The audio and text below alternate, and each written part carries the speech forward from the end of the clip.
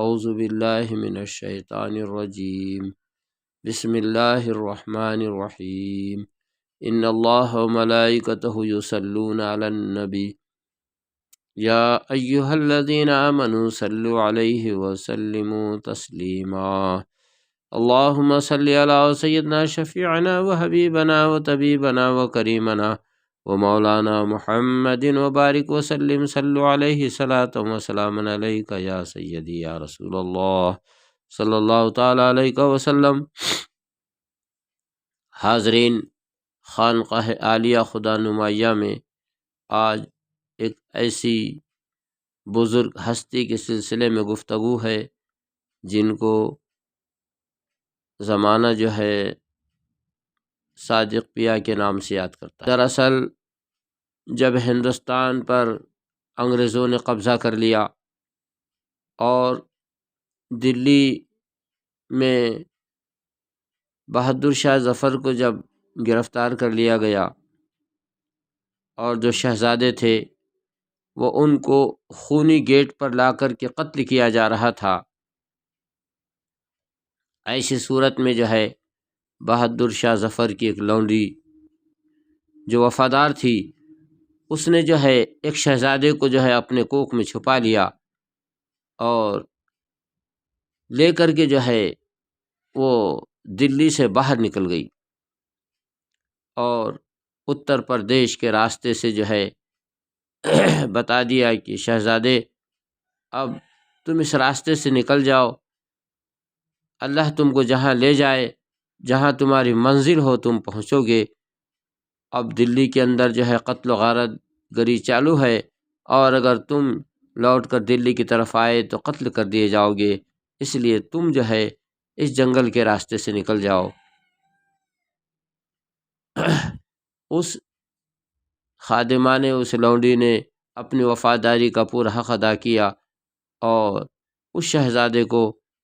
جس کا نام صادق شاہ تھا اس کو چھوڑ کر کے جو ہے وہ چلے گئی۔ شہزادہ جو ہے جنگلوں سے راستے سے سفر کرتے ہوئے بھرت پور الور کی سرزمین پر پہنچا۔ بھرت پور الور جو ہے ایک ایسا مقام ہے جہاں پر رسول شاہی گروہ کا ایک فقیر خانقاہ شریف میں جو ہے معتکف تھا۔ یہ سلسلہ رسول شاہی گروہ جو ہے اس کو سلسلہ ملاماتیہ بھی کہا جاتا ہے۔ اہل تصوف کے نزدیک اس کا بڑا اونچا مقام ہے۔ یہ لوگ جو ہے اپنے سر کے اور اپنے جسم کے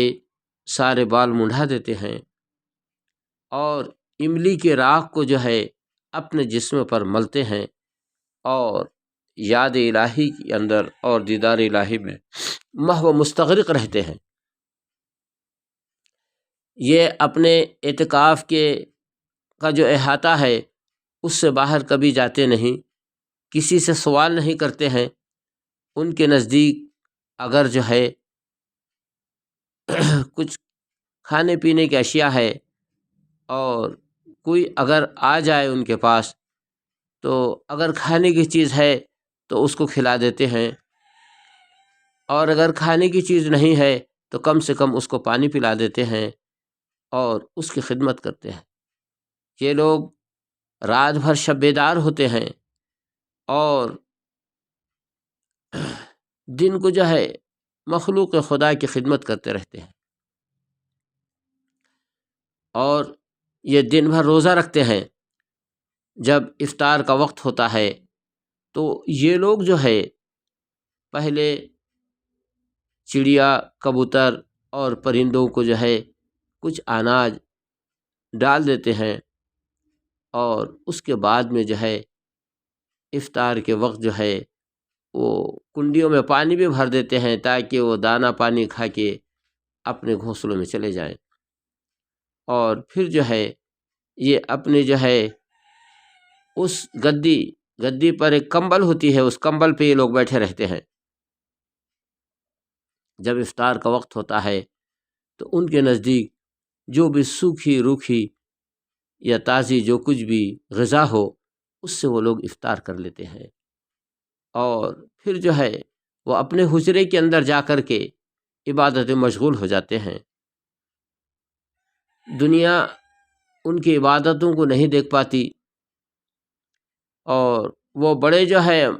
دیدار الہی کے اندر محو مستغرق رہتے ہیں، اور ان کی توجہ جو ہے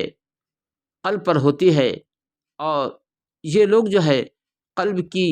خوب نگہبانی کرتے ہیں، قلب کے اندر جو ہے خیال غیر کو داخل نہیں ہونے دیتے۔ ان لوگوں کا ایک مذہب ہے کہ ہاتھ اور پیر یہ سب جو ہے کام کاج کے لیے ضرور ہے، لیکن جو قلب ہے وہ خالصتاً للہ ہے۔ یہ آنکھوں سے کسی غیر کی طرف رغبت سے کبھی نہیں دیکھتے، اس لیے کہ انہوں نے مخصوص کر لیا ہے اپنی آنکھوں کو دیدار الہی کے لیے۔ یہ ہما وقت جو ہے گردن جھکائے ہوئے اپنی نظروں کو جو ہے دل پر جمائے ہوئے رکھتے ہیں کہ قلب المومن عرش اللہ، کہ مومن کا قلب جو ہے یہ اللہ کی استوا کی جگہ ہے، اور یہ اپنی گردن کو جھکائے ہوئے جو ہے اس قلب کے اوپر توجہ کیے ہوئے دیدار الہی میں محو مستغرق رہتے ہیں۔ ان کا یہی عمل ہے۔ کسی کہنے والے نے بڑی اچھی بات کہی، دل کے آئینے میں ہے تصویر یار، جب ذرا گردن جھکا لی دیکھ لی۔ تو اسی شعر کے انداز پر یہ لوگ رہتے ہیں۔ حاضرین، وہ شہزادہ بھرت پور ارور میں جب داخل ہوا تو چھپتا چھپاتا جو ہے یہ خانقاہ شریف جو ہے گاؤں سے باہر ایک جنگل ہی کے اندر تھی۔ وہ خانقاہ شریف پر پہنچا، اس فقیر نے دیکھا کہ شاہی لباس ہے، سر پہ شاہی تاج ہے، جوتے بھی شاہی نظر آتے ہیں۔ پوچھا بیٹا کون ہو؟ تو شہزادے نے کہا کہ میں جو ہے بہادر شاہ ظفر کا بیٹا صادق شاہ ہوں۔ اس فقیر نے جو ہے اس شہزادے کو اپنے گود میں اٹھا لیا، گلے سے لگا لیا، شاہی لباس نکال کر کے جو ہے رکھ دیا، اور اپنی فقیری ایک چادر پہنا دیا اور ایک چادر اوڑھا دیا، اور کہا کہ بیٹے تم آج سے مجھ فقیر کے بیٹے ہو، بہادر شاہ ظفر کے نہیں، اور تمہارا نام صادق شاہ نہیں، تم صادق علی کہو گے۔ اور بٹھا دیا اپنی خانقاہ میں، اور وہ علم تصوف اور علم معرفت کے علوم اور اسرار کی تعلیم شروع کر دی۔ ایک زمانے تک وہ شیخ کی خدمت میں رہے۔ اس شہزادے نے تمام باطنی علوم کو سیکھا اور اسرار اور رموز الہی سے واقف ہوا، اور جو کیفیت شیخ کی تھی وہی کیفیت جو ہے اس شہزادے کے اندر آ گئی، جن کو صادق علی کہا جاتا ہے۔ اور اس کیفیت کو آنے کے بعد میں اس شیخ نے کہا کہ صادق علی شاہ اب تم ایک شیر ہو چکے ہو، اور دو شیر ایک جالی میں نہیں رہ سکتے، ہم نے تمہارے لیے جالی کو ڈھونڈ لیا ہے، تم جو ہے یہاں سے روانہ ہو جاؤ اور اپنے جالی میں جا کر کے اپنی بادشاہت کرو۔ یہ کہہ کے شیخ نے سینے سے لگایا، علوم ظاہری باطنی منتقل فرمایا، پیشانی کو بوسہ دیا، اور ہاتھ میں ایک نقشہ دے دیا کہ اس نقشے کے ذریعے سے تم جو ہے اپنے منزل تک پہنچو گے۔ حضرت صادق علی شاہ رحمۃ اللہ تعالی علیہ اپنے شیخ کے حکم پر اس نقشے کو لے کر کے جو ہے بھرت پور الور سے پیدل سفر کر رہے ہیں، اپنی منزل کو تلاشتے ہوئے سرزمین دکن پہنچے، اور سرزمین دکن کے اندر آپ نے اپنے مقام کو تلاش کیا، اور تلاش کرنے کے بعد میں جس کا نام آج موجودہ سائے گاؤں ہے، اصل میں اس گاؤں کا نام سادات گاؤں تھا، اس لیے کہ یہاں پر سیدوں کی آبادی تھی، اور سادات گاؤں کے بجائے جو ہے